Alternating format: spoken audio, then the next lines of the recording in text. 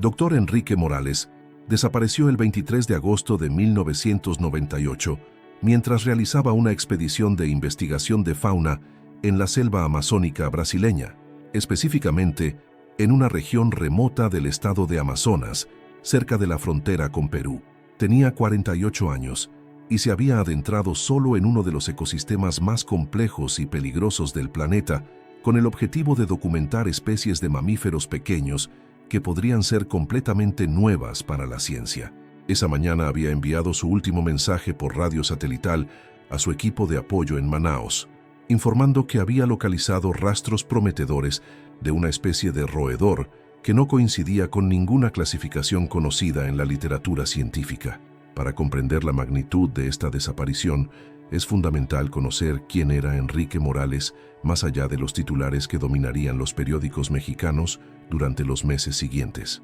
Nacido en 1950 en el pueblo de Tepoztlán, en el estado de Morelos, Enrique había desarrollado desde la infancia una conexión profunda con la naturaleza que lo rodeaba. Su padre, campesino dedicado al cultivo de maíz y frijol, solía llevarlo durante las vacaciones escolares a explorar las barrancas y bosques que circundaban su comunidad, donde el joven Enrique mostraba una curiosidad insaciable por los animales silvestres que habitaban esos ecosistemas. La transformación de un niño curioso de provincia en uno de los zoólogos más respetados de México había sido un viaje extraordinario de dedicación académica y pasión científica. Después de destacar en sus estudios de preparatoria en Cuernavaca, Enrique había obtenido una beca para estudiar biología en la Universidad Nacional Autónoma de México, donde rápidamente se especializó en mastozoología, el estudio científico de los mamíferos. Su tesis de licenciatura sobre los patrones de comportamiento nocturno de los murciélagos en las cuevas de Morelos había llamado la atención de sus profesores por la meticulosidad de sus observaciones y la innovación de sus métodos de investigación. Durante sus años de posgrado, Enrique había consolidado su reputación como un investigador excepcional especializado en fauna neotropical. Su doctorado, completado en 1981, se había enfocado en la diversidad de mamíferos pequeños en los bosques nublados de Veracruz, un trabajo que había resultado en la descripción de 3 nuevas subespecies de roedores endémicos de México. Esta investigación no solo había establecido su credibilidad científica, sino que también había despertado en él una fascinación profunda por la posibilidad de descubrir especies completamente nuevas en ecosistemas poco explorados. La oficina de Enrique en el Instituto de Biología de la UNAM reflejaba perfectamente su dedicación obsesiva a la investigación de mamíferos neotropicales. Las paredes estaban cubiertas de mapas detallados de selvas y bosques de América Latina, marcados con alfileres de colores que indicaban sitios de colecta, avistamientos de especies raras y ubicaciones donde sospechaba que podrían existir especies aún no descritas. Su escritorio siempre estaba ordenado meticulosamente, con pilas de revistas científicas internacionales, cuadernos de campo cuidadosamente etiquetados y fotografías de especímenes que había colectado durante expediciones anteriores. Lo que distinguía a Enrique de otros zoólogos era su enfoque casi antropológico hacia el estudio de los mamíferos. No se conformaba simplemente con catalogar especies.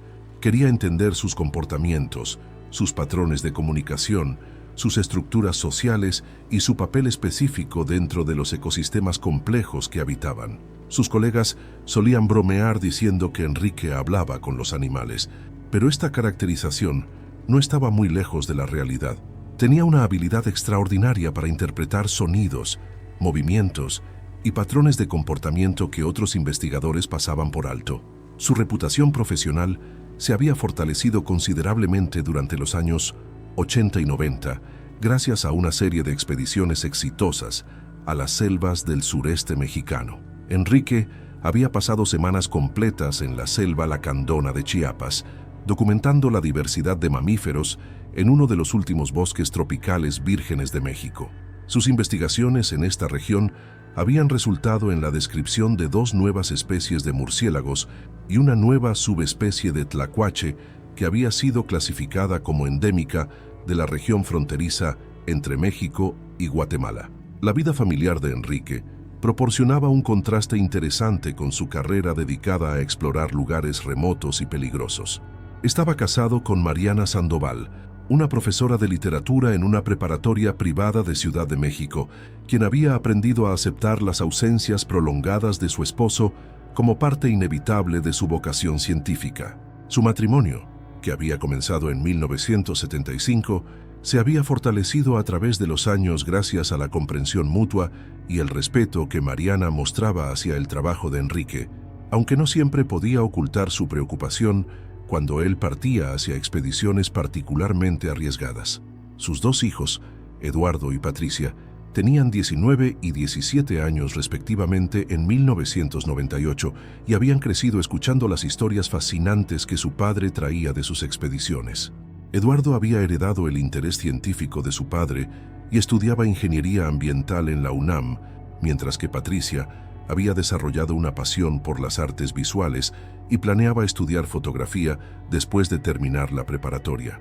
Ambos habían acompañado a Enrique en expediciones cortas durante sus vacaciones escolares, experiencias que habían fortalecido los lazos familiares y les habían dado una apreciación profunda por el trabajo de su padre.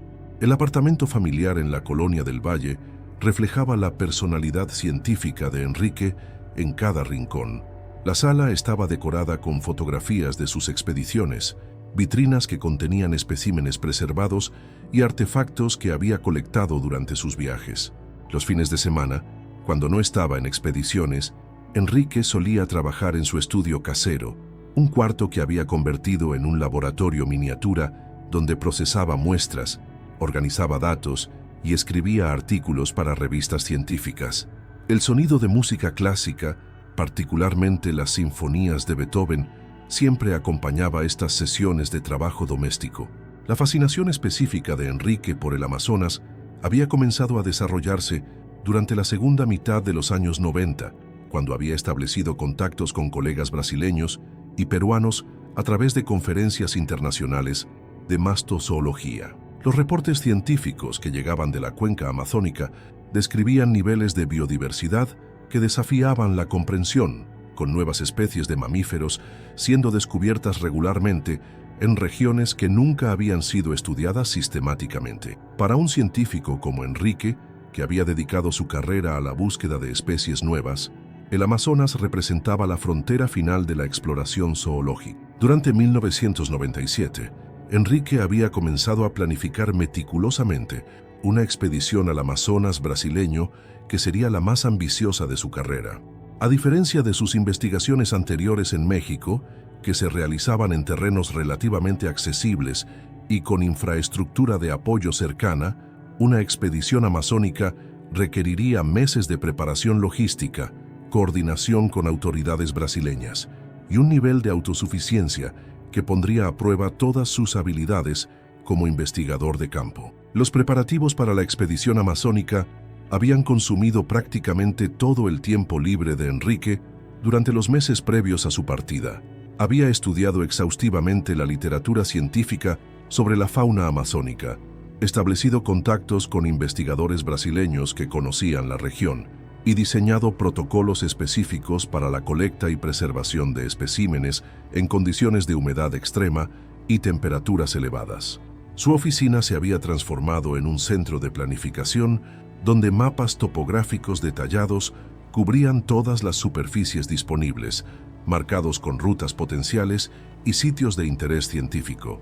El financiamiento para la expedición había llegado a través de una combinación de fuentes que incluían una beca de investigación del Consejo Nacional de Ciencia y Tecnología de México, fondos del Instituto de Biología de la UNAM y una colaboración con el Museo Nacional de Brasil en Río de Janeiro. Esta colaboración internacional había sido crucial no solo para obtener los recursos financieros necesarios, sino también para asegurar los permisos gubernamentales requeridos para realizar investigación científica en territorio brasileño. Los trámites burocráticos habían tomado meses, pero finalmente había obtenido todas las autorizaciones necesarias para trabajar en la región amazónica durante un periodo de 6 meses. El equipo que Enrique había seleccionado para la expedición representaba lo más avanzado en tecnología de investigación de campo disponible en 1998, además del equipo estándar para colecta de mamíferos pequeños, que incluía trampas especializadas, sistemas de preservación y herramientas de medición.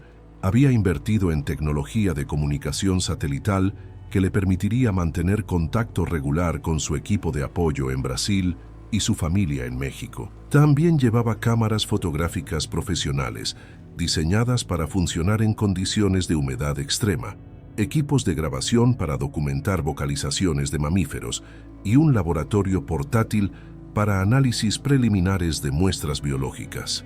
Durante las semanas previas a su partida, Enrique había mostrado un nivel de emoción y ansiedad que sus colegas y familia raramente habían observado en él. Su experiencia previa en selvas mexicanas había sido considerable, pero el Amazonas representaba un desafío completamente diferente en términos de escala, diversidad biológica y peligros potenciales. Sin embargo, su confianza en sus habilidades como investigador de campo y su fascinación por la posibilidad de hacer descubrimientos científicos significativos superaban cualquier aprensión que pudiera sentir. Los últimos días de Enrique en Ciudad de México habían estado marcados por una intensidad emocional particular. La cena de despedida con su familia extendida se había convertido en una celebración de su carrera científica, donde tíos, primos y amigos cercanos habían compartido memorias de sus expediciones anteriores y expresado sus mejores deseos para el éxito de su aventura amazónica. Mariana había organizado el evento con meticulosa atención al detalle, preparando todos los platillos favoritos de Enrique y creando un ambiente donde él pudiera relajarse antes de embarcarse en el desafío más grande de su carrera. La relación entre Enrique y sus estudiantes de posgrado había sido uno de los aspectos más gratificantes de su carrera académica. Durante los años previos a su expedición amazónica, había dirigido las tesis de varios estudiantes que ahora ocupaban posiciones importantes en instituciones de investigación mexicanas. Sus métodos de enseñanza combinaban rigor científico con aventura práctica, llevando regularmente a sus estudiantes a expediciones de campo donde aprendían técnicas de investigación mientras contribuían a proyectos de investigación reales. Esta tradición pedagógica había creado una red de discípulos científicos que consideraban a Enrique no solo como mentor académico, sino como figura paterna en sus carreras profesionales. El laboratorio de Enrique, en el Instituto de Biología, había evolucionado durante sus años de carrera hasta convertirse en uno de los centros más importantes de investigación mastozoológica en América Latina. Sus colecciones de especímenes incluían representantes de prácticamente todas las especies de mamíferos pequeños conocidas en México, así como material de referencia de especies centroamericanas que había obtenido a través de intercambios con instituciones internacionales. Los estudiantes de posgrado de toda América Latina visitaban regularmente su laboratorio para consultar estas colecciones y aprender las técnicas especializadas que Enrique había desarrollado para el estudio de mamíferos neotropicales. La filosofía científica de Enrique se basaba en la premisa de que el trabajo de campo era fundamental para entender verdaderamente la biología de las especies que estudiaba. A diferencia de muchos de sus contemporáneos que se habían especializado en análisis de laboratorio o estudios teóricos, Enrique insistía en que el contacto directo con los animales en su hábitat natural era irreemplazable para generar conocimiento científico auténtico. Esta filosofía lo había llevado a pasar más tiempo en selvas y bosques que en oficinas universitarias, una elección que había definido tanto su carrera como su personalidad. Las semanas finales antes de su partida hacia Brasil habían estado marcadas por sesiones intensivas de planificación logística con sus contactos brasileños. Dr. Fernando Silva, del Museo Nacional en Río de Janeiro, había coordinado los aspectos locales de la expedición, incluyendo el transporte desde Manaos hasta la zona de estudio, la contratación de guías locales con experiencia en navegación amazónica y el establecimiento de puntos de reabastecimiento para una expedición que se extendería durante varios meses en territorio remoto. El 15 de agosto de 1998, Enrique había abordado un vuelo de Ciudad de México a Río de Janeiro que marcaría el inicio de la aventura más ambiciosa de su carrera. Su equipaje incluía no solo el equipo científico necesario para la investigación, sino también regalos personales para los colegas brasileños que lo apoyarían durante su estancia, incluyendo artesanías mexicanas y libros sobre la biodiversidad de México que planeaba intercambiar por publicaciones brasileñas sobre fauna amazónica. El vuelo había representado más que un simple viaje. Era el cruce hacia un territorio científico que había soñado explorar durante años. Los primeros días en Brasil habían transcurrido en Río de Janeiro, donde Enrique había finalizado los preparativos logísticos y había participado en seminarios en el Museo Nacional, donde había presentado su investigación mexicana a colegas brasileños. Estas presentaciones habían generado considerable interés en la comunidad científica local, estableciendo colaboraciones que esperaba mantener durante años después de completar su expedición amazónica. La hospitalidad brasileña había impresionado profundamente a Enrique, quien había encontrado en sus colegas sudamericanos una calidez y generosidad que facilitaron significativamente sus preparativos finales. El 20 de agosto, Enrique había volado desde Río de Janeiro hasta Manaus, la ciudad que serviría como su base de operaciones para la expedición amazónica.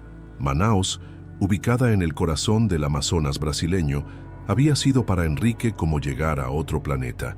La densidad de la selva que rodeaba la ciudad, la humedad omnipresente, los sonidos constantes de vida silvestre incluso dentro del perímetro urbano y la sensación de estar en el borde de uno de los ecosistemas más diversos del planeta habían confirmado todas sus expectativas sobre la aventura que estaba a punto de comenzar. Sus últimas comunicaciones desde Manaus habían estado llenas de optimismo y emoción científica. En conversaciones telefónicas con Mariana y sus hijos, Enrique había descrito la increíble diversidad de vida que era visible incluso desde su hotel en la ciudad, prometiendo que esta expedición produciría descubrimientos que revolucionarían el entendimiento de la fauna neotropical. Sus colegas en México recordarían después estas conversaciones como ejemplos perfectos de la pasión científica que había motivado toda la carrera de Enrique. El 22 de agosto, Enrique había partido desde Manaus en una embarcación fluvial hacia la región remota donde planeaba establecer su campamento base. Acompañado por 2 guías locales con experiencia en navegación de ríos amazónicos y un asistente de investigación brasileño, había navegado durante horas a través de un laberinto de canales fluviales hasta llegar a una zona que aparecía en los mapas como territorio virtualmente inexplorado desde el punto de vista científico. Sus últimas palabras registradas fueron una expresión de asombro ante la magnificencia del paisaje amazónico y su confianza en que esta expedición marcaría el punto culminante de su carrera como investigador de fauna neotropical. La última comunicación de Dr. Enrique Morales llegó a las 6:23 de la mañana del 23 de agosto de 1998, transmitida por radio satelital desde las profundidades del Amazonas brasileño hasta la estación de monitoreo en Manaus. Su voz sonaba emocionada pero calmada cuando reportó el descubrimiento de huellas y excrementos que correspondían a una especie de roedor completamente desconocida, con características morfológicas que no coincidían con ninguna clasificación existente en la literatura científica. Las últimas palabras registradas de Enrique fueron una promesa de enviar fotografías detalladas tan pronto como lograra capturar especímenes vivos para documentación completa. Después de esa transmisión, el silencio se apoderó de la selva y nunca más se volvió a tener contacto con el investigador mexicano. Los primeros días después de la pérdida de comunicación no generaron alarma inmediata entre su equipo de apoyo en Brasil. Fernando Silva, su coordinador local del Museo Nacional, había trabajado con suficientes investigadores de campo como para entender que las interrupciones en las comunicaciones eran comunes en expediciones amazónicas. Los equipos de radio satelital, aunque confiables en teoría, frecuentemente experimentaban interferencias causadas por la densa cobertura vegetal, tormentas tropicales súbitas o simplemente fallas técnicas en un ambiente donde la humedad extrema podía dañar incluso el equipo más resistente. Silva esperó pacientemente durante 72 horas antes de comenzar a preocuparse seriamente por la ausencia de noticias de Enrique. El campamento base que Enrique había establecido se encontraba aproximadamente a 8 horas de navegación fluvial desde el asentamiento humano más cercano, una pequeña comunidad indígena que servía como punto de reabastecimiento para investigadores y exploradores ocasionales. La ubicación había sido seleccionada específicamente por su aislamiento y la alta probabilidad de albergar especies no documentadas, pero esta misma remoteness que la hacía científicamente valiosa también la convertía en extremadamente peligrosa para un investigador solitario. Los ríos amazónicos cambiaban constantemente su curso debido a sedimentación y erosión, creando un laberinto acuático donde incluso guías experimentados podían perderse durante días. Mariana Morales recibió la primera llamada preocupante el 26 de agosto, mientras preparaba el desayuno en su cocina de Ciudad de México. Dr. Silva la contactó directamente para informarle que habían perdido comunicación con Enrique y que estaban organizando una expedición de verificación hacia su campamento. La conversación transcurrió en una mezcla de español y portugués, con Silva esforzándose por mantener un tono tranquilizador mientras explicaba los protocolos estándar para situaciones como esta. Mariana colgó el teléfono con una sensación de inquietud que crecería exponencialmente durante los días siguientes, transformándose en el pánico absoluto que definiría los próximos meses de su vida. Eduardo y Patricia recibieron la noticia esa misma tarde cuando regresaron de sus clases universitarias. La familia Morales se reunió en la sala de estar que había servido como museo informal de las expediciones de Enrique, rodeados por fotografías de sus aventuras anteriores y especímenes que había colectado durante años de investigación. La ironía de la situación no pasó desapercibida. Las mismas imágenes que habían documentado el éxito y la pasión científica de Enrique ahora servían como recordatorios dolorosos de los riesgos inherentes a su trabajo. Patricia, particularmente sensible debido a su edad, no pudo contener las lágrimas mientras contemplaba una fotografía donde su padre sostenía un murciélago recién capturado en la selva lacandona. La primera expedición de búsqueda se organizó el 27 de agosto con un equipo compuesto por 3 guías amazónicos experimentados, un médico de emergencias y 2 investigadores del Museo Nacional que conocían el área general donde Enrique había establecido su campamento. La expedición fue financiada conjuntamente por el Museo Nacional de Brasil y la UNAM, reflejando la gravedad con que ambas instituciones consideraban la situación. Los preparativos incluyeron equipos de comunicación redundantes, provisiones para 2 semanas y equipo médico para tratar cualquier condición que pudieran encontrar si localizaban a Enrique con vida. El viaje hacia el campamento de Enrique reveló inmediatamente la complejidad del desafío que enfrentaban los rescatistas. Los ríos amazónicos, que habían parecido navegables durante la expedición original, ahora mostraban niveles de agua diferentes debido a las lluvias torrenciales que habían ocurrido durante los días anteriores. Varios de los puntos de referencia que Enrique había marcado en sus mapas estaban ahora bajo agua o habían sido modificados por la corriente. Los guías locales, a pesar de su experiencia, tuvieron que recalcular constantemente la ruta basándose en cambios geográficos que habían ocurrido en cuestión de días. Cuando finalmente localizaron el campamento de Enrique el 29 de agosto, el sitio presentaba un enigma que intensificaría el misterio de su desaparición. La tienda de campaña permanecía intacta y apropiadamente asegurada, con todo el equipo científico organizado característico de Enrique. Sus instrumentos de medición estaban limpios y ordenados. Sus cuadernos de campo contenían anotaciones detalladas hasta el 22 de agosto, y sus provisiones de comida mostraban un consumo normal que no sugería ninguna emergencia súbita. Sin embargo, no había rastro físico de Enrique mismo, ni ropa personal, ni señales de lucha, ni evidencia de partida planificada. El análisis del campamento proporcionó pistas intrigantes pero inconcluyentes sobre las últimas actividades de Enrique. Sus trampas para mamíferos pequeños habían sido revisadas recientemente y contenían varios especímenes que correspondían exactamente con su descripción en la última comunicación radial. Las fotografías que había prometido enviar estaban almacenadas en su cámara digital, mostrando efectivamente a una especie de roedor que los zoólogos brasileños no pudieron identificar inmediatamente. Estos hallazgos, confirmaban que Enrique había estado trabajando normalmente hasta muy poco antes de su desaparición, descartando teorías de enfermedad súbita o accidente en el campamento. La investigación del área circundante al campamento se extendió durante una semana completa, con el equipo de búsqueda explorando systematically un radio de 5 kilómetros en todas las direcciones. Los rastros humanos en la selva amazónica desaparecen rápidamente debido a la actividad constante de insectos, la humedad que acelera la descomposición y la cobertura vegetal densa que oculta evidencia física. Sin embargo, los rastreadores locales lograron identificar algunas huellas que podrían haber pertenecido a Enrique, dirigiéndose hacia el sur desde su campamento en dirección a una zona pantanosa conocida por su dificultad de navegación, incluso para habitantes locales experimentados.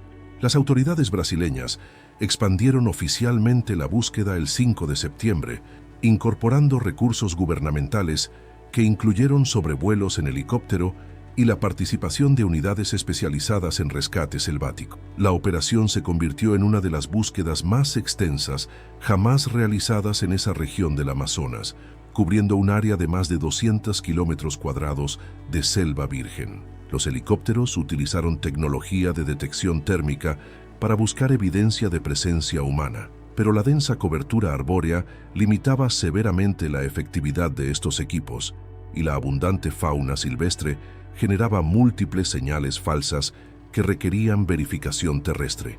La Embajada Mexicana en Brasil se involucró activamente en coordinar esfuerzos entre las autoridades de ambos países, estableciendo un canal diplomático directo para asegurar que la búsqueda recibiera todos los recursos disponibles. El embajador Carlos Reynoso hizo declaraciones públicas enfatizando la importancia científica del trabajo de Enrique y el compromiso del gobierno mexicano para encontrarlo. Esta atención diplomática ayudó a mantener la búsqueda en los titulares de periódicos brasileños y mexicanos, generando presión pública que mantuvo activos los esfuerzos oficiales durante semanas adicionales. Mariana viajó a Brasil el 10 de septiembre, acompañada por Eduardo, para participar personalmente en los esfuerzos de búsqueda. Su llegada a Manaos fue cubierta por los medios brasileños que habían seguido la historia con interés creciente. En entrevistas televisivas, Mariana describió a Enrique como un hombre extremadamente cuidadoso, que jamás tomaría riesgos innecesarios, caracterización que contrastaba con la percepción pública de los científicos de campo como aventureros imprudentes. Su presencia física en Brasil humanizó la búsqueda y generó una ola adicional de apoyo público que se tradujo en voluntarios civiles que se ofrecieron para participar en expediciones de búsqueda. La comunidad científica internacional respondió al caso de Enrique con una solidaridad sin precedentes. Zoólogos de Estados Unidos, Europa y otros países latinoamericanos contribuyeron con fondos, equipo especializado y expertise en búsquedas en ambientes tropicales. La Sociedad Internacional de Mastozoología estableció un fondo de emergencia específicamente para apoyar la búsqueda, mientras que revistas científicas publicaron artículos sobre la importancia del trabajo de Enrique y los riesgos que enfrentan los investigadores de campo. Esta movilización académica transformó la búsqueda de Enrique en un símbolo de la dedicación científica y los sacrificios que los investigadores hacen en nombre del conocimiento. Las teorías sobre la desaparición de Enrique proliferaron tanto en círculos oficiales como en especulaciones públicas. La explicación más aceptada entre los expertos sugería que Enrique había seguido rastros de animales alejándose de su campamento y había sufrido un accidente en terreno pantanoso o se había perdido en el laberinto de ríos y arroyos que caracterizaban la región. Sin embargo, otras teorías incluían encuentros con fauna peligrosa, como jaguares o serpientes venenosas, caídas en grietas ocultas por la vegetación o incluso la posibilidad de encuentros problemáticos con grupos indígenas no contactados que ocasionalmente transitaban por el área. Los medios mexicanos transformaron gradualmente la historia de Enrique en una narrativa épica sobre la relación entre el hombre y la naturaleza salvaje. Periódicos como El Universal y La Jornada publicaron artículos extensos sobre su carrera científica, entrevistas con colegas que describían su pasión por el descubrimiento y análisis de los riesgos inherentes a la investigación biológica en ecosistemas remotos. La televisión mexicana produjo documentales especiales que combinaban la biografía de Enrique con educación sobre la biodiversidad amazónica, utilizando su desaparición como una ventana para explorar la importancia científica de la conservación selvática. Patricia había suspendido temporalmente sus estudios de preparatoria para apoyar a su madre durante este periodo traumático. La adolescente mostró una madurez extraordinaria organizando las comunicaciones familiares con medios y autoridades, permitiendo que Mariana se concentrara en los aspectos emocionales de la crisis. Patricia también se convirtió en la archivista no oficial de la búsqueda, manteniendo registros detallados de todas las pistas investigadas, contactos realizados y recursos utilizados. Su documentación meticulosa reflejaba la influencia de la metodología científica de su padre en toda la familia. Los colegas de Enrique en el Instituto de Biología organizaron simposios científicos dedicados a honrar su trabajo mientras continuaba la búsqueda. Estos eventos servían propósitos múltiples: mantener viva la memoria de Enrique en la comunidad académica, recaudar fondos adicionales para la búsqueda y proporcionar plataformas donde otros investigadores pudieran compartir experiencias similares en investigación de campo. Los simposios atrajeron a científicos de todo México y establecieron precedentes para protocolos de seguridad mejorados en expediciones biológicas futuras. La búsqueda en el Amazonas continuó con intensidad variable durante 3 meses completos, convirtiéndose en una de las operaciones de rescate más prolongadas en la historia reciente de Brasil. Se exploraron más de 500 kilómetros cuadrados de selva, se entrevistó a decenas de habitantes locales y se siguieron todas las pistas posibles sin importar cuán remotas parecieran. El costo financiero y humano de la operación fue considerable, reflejando tanto la gravedad del caso como el respeto internacional que Enrique había ganado en la comunidad científica mundial. Los guías amazónicos que participaron en la búsqueda desarrollaron teorías propias basadas en su conocimiento tradicional de la selva.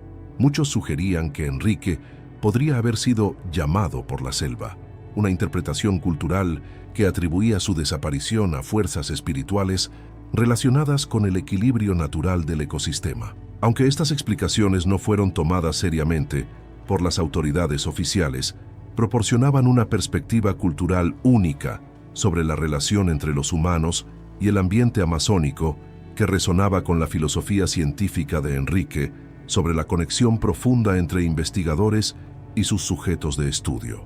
El 20 de noviembre de 1998, las autoridades brasileñas anunciaron oficialmente la suspensión de las búsquedas activas, aunque enfatizaron que el caso permanecería abierto indefinidamente. La decisión fue comunicada en una conferencia de prensa conjunta entre oficiales brasileños y representantes de la Embajada mexicana, donde se explicaron las limitaciones prácticas que habían llevado a esta conclusión. Se había explorado exhaustivamente toda el área accesible con la tecnología disponible, y continuar la búsqueda activa representaba riesgos significativos para los equipos de rescate sin probabilidades realistas de éxito. Mariana y Eduardo regresaron a México el 25 de noviembre, llevando consigo las pertenencias personales de Enrique que habían sido recuperadas de su campamento. El vuelo de regreso fue emocionalmente devastador, marcando la transición desde la esperanza activa hacia la aceptación gradual de una pérdida que podría nunca ser completamente comprendida. En el aeropuerto de Ciudad de México, fueron recibidos por familiares, colegas y representantes universitarios que habían seguido la búsqueda durante meses con esperanza y solidaridad inquebrantables. Los meses siguientes trajeron una adaptación familiar dolorosa a una nueva realidad definida por la incertidumbre permanente. Mariana regresó gradualmente a su trabajo como profesora, pero había desarrollado una tranquilidad melancólica que reemplazó su personalidad previamente energética. Eduardo decidió cambiar su especialización académica hacia biología de conservación, inspirado por la dedicación de su padre y determinado a continuar su legado científico de una manera que honrara su memoria. Patricia completó sus estudios de preparatoria con calificaciones excepcionales, canalizando su dolor hacia una disciplina académica que habría enorgullecido a Enrique. El laboratorio de Enrique en el Instituto de Biología fue mantenido exactamente como él lo había dejado durante el primer año después de su desaparición. Sus colegas y estudiantes visitaban regularmente el espacio, que se había convertido en un memorial informal donde podían reflexionar sobre su influencia en sus carreras y en el campo de la mastozoología mexicana. Eventualmente, el laboratorio fue reorganizado para acomodar a otros investigadores, pero una sección fue preservada permanentemente como archivo de las contribuciones científicas de Enrique. Los especímenes que Enrique había colectado durante sus últimos días en el Amazonas fueron procesados por colegas brasileños y confirmaron efectivamente el descubrimiento de una nueva especie de roedor. La especie fue formalmente descrita en la literatura científica como Amazonomys enriquei, honrando tanto su descubrimiento como su dedicación a la investigación mastozoológica.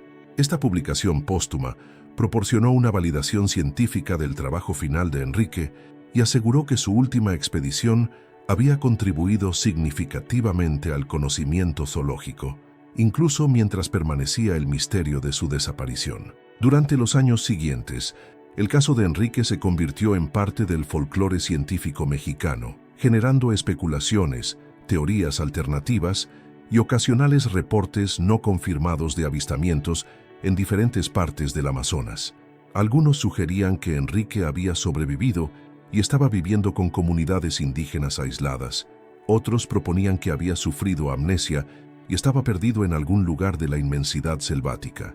Aunque la familia nunca endosó estas teorías especulativas, tampoco las descartó completamente, manteniendo una esperanza residual que les permitía continuar sus vidas mientras preservaban la posibilidad de un reencuentro milagroso.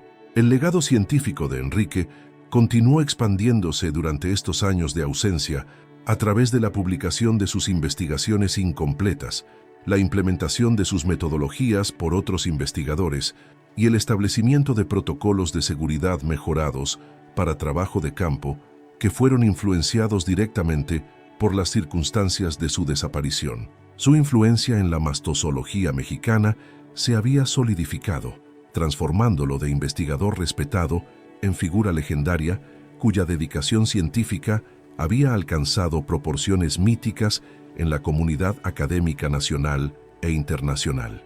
El 12 de marzo de 2004, Dr.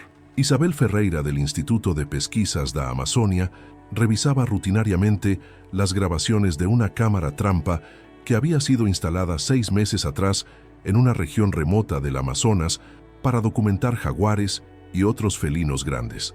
La cámara estaba ubicada aproximadamente a 15 kilómetros del lugar donde había desaparecido Enrique Morales, en una zona que nunca había sido explorada durante las búsquedas oficiales debido a su inaccesibilidad extrema. Lo que Ferreira vio en las grabaciones la dejó completamente paralizada. Una figura humana claramente reconocible caminando lentamente a través del marco de la cámara, con características físicas que coincidían perfectamente con las descripciones de Enrique Morales. Las imágenes mostraban a un hombre de aproximadamente la edad y estatura de Enrique, pero con cambios dramáticos que reflejaban años de supervivencia en condiciones extremas. Su cabello, originalmente negro y bien peinado, ahora era completamente gris y crecía hasta los hombros en una melena salvaje. Su barba, que en 1998 había sido cuidadosamente recortada, ahora cubría gran parte de su rostro en una masa densa y descontrolada.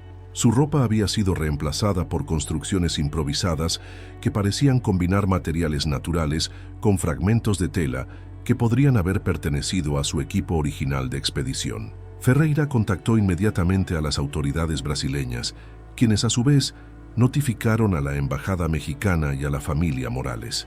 La llamada llegó a Mariana un martes por la tarde, mientras corregía exámenes en su escritorio de profesora.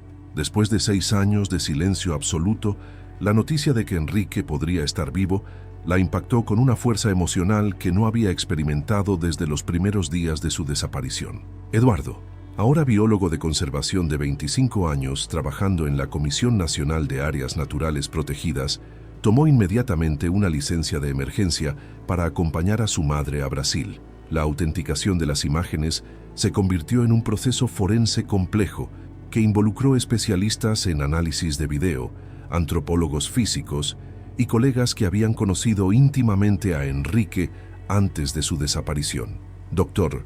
Miguel Hernández, su antiguo mentor en la UNAM, viajó específicamente a Brasil para examinar las grabaciones, después de analizar meticulosamente los patrones de movimiento, la estructura corporal y características físicas específicas como una cicatriz distintiva en la mano izquierda de Enrique.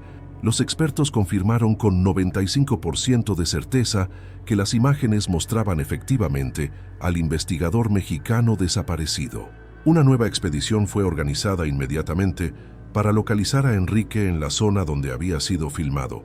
El equipo incluía rescatistas especializados, médicos, psicólogos entrenados en trauma de supervivencia y guías amazónicos con conocimiento específico de esa región particular. Mariana insistió en participar personalmente en la búsqueda, a pesar de las advertencias sobre las dificultades del terreno y la incertidumbre sobre el estado mental de Enrique después de 6 años de aislamiento total en la selva. La zona donde habían sido capturadas las imágenes presentaba desafíos logísticos extraordinarios. Era accesible únicamente por canoa durante la estación de lluvias, cuando los niveles de agua permitían navegación a través de canales normalmente bloqueados por vegetación densa. El terreno era pantanoso, con áreas de suelo inestable que podían tragarse a personas inexpertas, y la cobertura arbórea era tan densa que bloqueaba completamente la luz solar durante la mayoría del día. Los investigadores necesitaron 5 días de navegación cuidadosa para alcanzar el área general donde había funcionado la cámara trampa. El 20 de marzo, el equipo de búsqueda localizó evidencia inequívoca de presencia humana prolongada en la forma de una estructura habitacional improvisada que claramente había sido construida por alguien con conocimiento considerable reales sobre supervivencia en ambientes tropicales.